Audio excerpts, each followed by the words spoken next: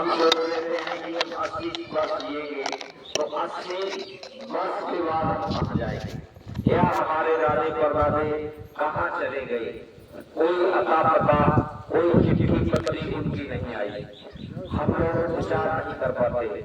ये 84 लाख योनियां, ये धर्म पुस्तकों में बताई गई कि ये 84 लाख योनियां हैं। अब 84 लाख योनियां बहुत बड़ी योनियां होती हैं।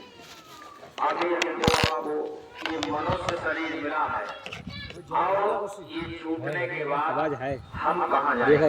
देखा हमारे अंदर ये जो शरीर है इसमें आत्मा बैठी हुई, गांव में लोग उसको आत्मा कहते हैं, उसको महात्माओं ने जीवात्मा कहा, उसी को स्वर्ग कहा।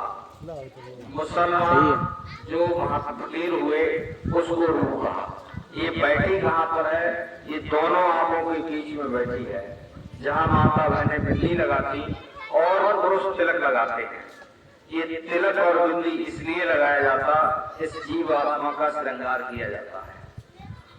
अब यही जीवात्मा अभी अगर निकल जाए, बोलते बोलते निकल जाए, तो बोलना बंद, देखना बंद, सुनना चलना सब कुछ बंद हो जाता, क्योंकि उसी की शक्ति से, उसी के प्रकाश से ये शरीर चलता है।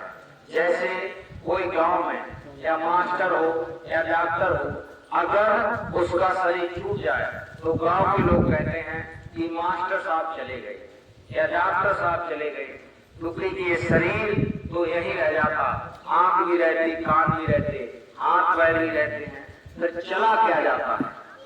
इसीलिए यही महात्मा समझाते हैं, ये जीवात्मा जो है हमारे अंदर बैठी है, इसी का सारा खेल है। ये शरीर तो मिट्टी है, इसी मिट्टी से बना, और जब जीवात्मा निकल जाएगी तो इसी मिट्टी में मिल जाएगा। यही महात्मा बताते हैं। इसीलिए वो मनुष्य शरीर धर करके आए, क्योंकि हमारी तरह रहते हैं, हमारी तरह बोलते हैं। अगर किसी और शरीर में आते तो हमको आपको समझा नहीं पाते, तो मनुष्य शरीर धर करके आए हैं, तो यही बताने के लिए आते हैं। और आगे गांव में जैसे जाइए, अभी हम यहाँ आए हैं, अब ये लोग तब से कह रहे कि जय गुरुदेव नाम प्रभु का। आप लोग गांव वाले सोचते हैं कि ये जय गुरुदेव भगवान कहाँ से आ गए।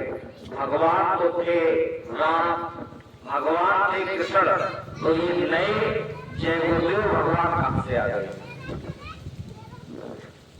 तो भगवान जय गुरुदेव कहाँ से आए, ये राम और भगवान कृष्ण भगवान ये भगवान थे। तो बात ऐसी है, जब हमारा ये शरीर बदलता है तो नाम बदल जाता है। जैसे हमारे दादे का नाम कुछ और होता, पिता का नाम कुछ और होता, हमारा नाम कुछ और होता, क्योंकि नाम तो शरीर के रखे जाते हैं। जो शरीर है, शरीर का नाम होता है। जैसे राम का नाम था, अब जब राम भगवान चले गए, जब कृष्ण भगवान का अवतार हुआ, तो कृष्ण भगवान का नाम बदल गया, राम की जगह कृष्ण हो गया। शक्ति वही थी, वही पावर था। तो जब कृष्ण भगवान पैदा हुए तो नाम राम रखना था, कृष्ण को रखा गया, क्योंकि शरीर बदला, समय बदला, तो नाम बदल गया। तो ऐसे ही समय समय पर भगवान का नाम बदल जाता है।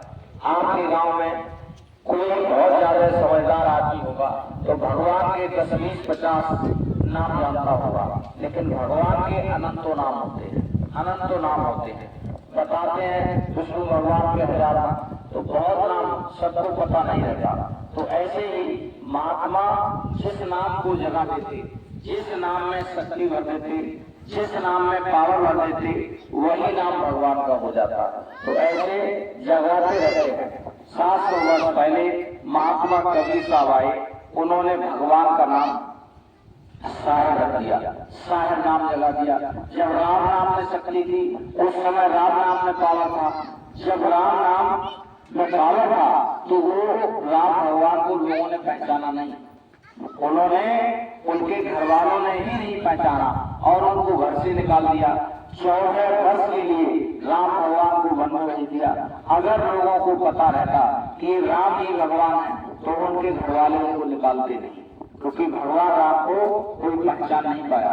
जब कोई ईश्वरीय शक्ति इस दुनिया में आती है तो लोग उनसे झगड़ा करते हैं, जब वो चली जाती है तब वो पूजा करते हैं। जब राम भगवान थे तो लोगों ने उनसे झगड़ा किया, उनकी पूजा नहीं की। देखिए उनकी सौतेली माँ थी कैकेयी, उन्होंने उनको घर से निकाल दिया, अपने बेटे के लिए राजमांग हुआ, अब वो वहां से चले गए। लंका के राजा रावण थे। रावण बहुत बड़ा विद्वान था, रावण बहुत बड़ा ज्ञानवान था, रावण बहुत बड़ा धनवान था, लेकिन भगवान राम को नहीं पहचान पाया। उनकी स्त्री चुरा ले गए, हरण कर ले गए और फिर लड़ाई हुई, सब मारे गए।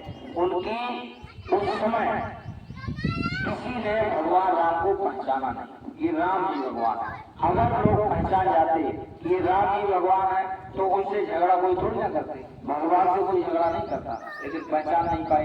जब भगवान राम यहाँ से चले गए, 9 लाख वर्ष से ज्यादा हो गए भगवान राम को गए हुए, अब उनकी पूजा होती है, अब उनके मंदिर बनते हैं। जब थे तब झगड़ा किया। ऐसे ही जब समय बदला, युग बदला, शरीर बदला, तो भगवान कृष्ण का अवतार हुआ। भगवान कृष्ण का अवतार कहाँ हुआ? जेल में पैदा हुए, और जेल में पैदा हुए तो जब नाम बदल जाता, क्योंकि राम नाम बदले थे, कोई शक्ति थी, लेकिन नहीं, समय बदला, शरीर बदला तो नाम बदल गया। भगवान कृष्ण का नाम कृष्ण रखा गया। अब वो कहाँ थे? जेल में पैदा हुए। और उसके बाद में कंस से लड़ाई, जरासंध से लड़ाई, पूतना से और अकासुर बकासुर कितने थे, सबसे लड़ाई हुई, शिशुपाल से लड़ाई हुई। अब इतनी लड़ाई हुई कि भगवान कृष्ण को लोगों ने मथुरा में नहीं रहने दिया। भगवान कृष्ण ने गुजरात में जाकर के द्वारका बसाई, क्योंकि जब भगवान कृष्ण थे तब उनसे लड़ाई लड़ते रहे, जब चले गए तब पूजा होती है। 5000 वर्ष से ज्यादा हो गए भगवान कृष्ण को गए हुए, अब उनकी पूजा होती। तो ऐसे ही जब समय बदल जाता, शरीर बदल जाता, तो भगवान का नाम बदल जाता। तो 700 वर्ष पहले महात्मा कबीर साहब आए, उन्होंने भगवान का नाम साहिब रखा, और साहिब रखने के बाद में उन्होंने लिख दिया कि साहिब से सब होत है, बंदे से कचना है, और आई से पर्वत करे, पर्वत राई है। पर्वत बहुत बड़ा पहाड़, राई बहुत छोटा पहाड़। तो ऐसे ही साहिब नाम में शक्ति भरी, साहिब नाम में पावर, साहिब नाम से लोगों को फायदा होने लगा। महात्मा गुरु नानक देव जी महाराज आए, उन्होंने भगवान का नाम वाहे गुरु रख दिया। वाहे गुरु नाम में शक्ति पावर होती। तो ऐसे जो महात्मा आते रहे, भगवान का नाम बदलते गए। तो ऐसे सूरदास जी महाराज आए, उन्होंने श्याम नाम रखा। मीराबाई आई, उन्होंने गंधर नाम रखा। रविदास जी महाराज आए, उन्होंने गोपाल नाम रखा। और फिर आगरा में शिवदयाल जी महाराज आए, उन्होंने भगवान का नाम राधा स्वामी रखा। उन्हीं की ये 4वीं-5वीं पीढ़ी परम पूज्य स्वामी जी महाराज ने ये भगवान का नाम जय गुरुदेव रखा। उनका नाम जय गुरुदेव नहीं था, उनका तो नाम जो जिन्होंने रामायण लिखा वो स्वामी जी महाराज का नाम है, वो उनका नाम है, क्योंकि उन्हीं को लोग बाबा जय गुरुदेव कहने लगे, उनका नाम नहीं था। तो ऐसे ही ये समय बदलता रहता। तभी तो लिखा था कि वक्त बदलता रहता है, इंसान बदलते रहते हैं, जब जैसा युग आता है प्रभु नाम बदलते रहते हैं, भगवान का नाम बदल जाता है। तो ये जय गुरुदेव नाम में पावर है और शक्ति है। जैसे फिर भी आप इस नाम पर विश्वास मत कीजिए कि भगवान का नाम है या नहीं है। इस नाम की आप परीक्षा करके देखो, जय गुरुदेव नाम की आप परीक्षा करके देखो। परीक्षा कैसे की जाती है? जैसे रात में कोई बीमार हो जाता और डॉक्टर जवाब दे देते हैं कि अब ये बचेगा नहीं, बच्चा हो या बूढ़ा हो या जवान। तो जब डॉक्टर जवाब दे दें तो आप जिस भगवान की, जिस देवता की, जिस गंगा जमुना की आप पूजा करते हो, अगर उसको भी अपने बुला लीजिए, उसकी भी पूजा कर लीजिए, उससे कहिए कि हमारा बच्चा है या माँ बाप है, ये बीमार मरने वाला है। जब डॉक्टर कह रहे ये बचेगा नहीं तो मरने ही वाला है, तो आप जब उनसे आप अपनी प्रार्थना करिए, जब कोई मदद ना मिले, किसी हर तरह से निराश हो जाओ तो आपके घर में चीनी हो, बतासा हो, जो भी प्रसाद हो, उस बीमार बेहोश व्यक्ति के मुंह में आप डाल लीजिए और दाहिनी तरफ जो कान है, इस कान में आप 10 बार बोलिए, जय गुरुदेव नाम भगवान का बोलो, जय गुरुदेव नाम भगवान का बोलो, जय गुरुदेव नाम भगवान का बोलो। जब आप 10 बार जय गुरुदेव नाम भगवान का उनके कान में बोलोगे, जो बेहोश हो गया है, जो मरने वाला है, और चीनी और बतासा जो भी है उनके मुंह में डाल दोगे तो वो व्यक्ति होश में आ जाएगा। जब होश में आएगा और आपसे बात कर लेगा तो आप मानना ये जय गुरुदेव नाम भगवान का है, वैसे आप मत मानिए। अब आप खेतों में जा रहे हो, कोई जंगली जानवर घेर ले, कोई दुश्मन घेर ले, किसी तरह से आपको बचने का रास्ता दिखाई ना दे, आपको लगे कि अब हमारी मौत निश्चित है, अब हम नहीं बच पाएंगे, तो आप अपने देवता गंगा जमुना को आप याद करिए। और जब कहीं से मदद ना मिले, परिवार, रिश्तेदार, खानदान, कहीं से मदद ना मिले, आपको लगे आज हमारी जान जाने वाली है, तो आप अपने मन ही मन में जय गुरुदेव मेरी रक्षा करो, जय गुरुदेव मेरी रक्षा करो, मतलब जोर से नहीं बोलना है, अंदर ही अंदर बोलना है। जब आपकी जान बच जाएगी, कोई न कोई व्यवस्था आपकी जान बचने की हो जाएगी, जब आपकी जान बच जाए तब आप मान लेना ये जय गुरुदेव नाम भगवान का है। अब ऐसे ही ये जो तस्वीर है, इसमें ये मंदिर है, ये तो खितौरा का है, ऐसे ही मंदिर एक मथुरा में बना हुआ, आगरा दिल्ली बाईपास रोड पर, उस मंदिर की एक खासियत है, उस मंदिर में कोई रुपया पैसा, फूल पत्ती, अगरबत्ती, धूपबत्ती, जल प्रसाद नहीं चढ़ाया जाता। उस मंदिर में एक बुराई चढ़ाई जाती है, एक बुराई चढ़ाने से एक मनोकामना पूरी होती है, एक बुराई चढ़ा देंगे तो एक मनोकामना पूरी हो जाएगी। रुपया पैसा नहीं चढ़ाया जाता और बुराई चढ़ाई जाती है, तो मनोकामना होती है। मनोकामना कौन सी पूरी होती है?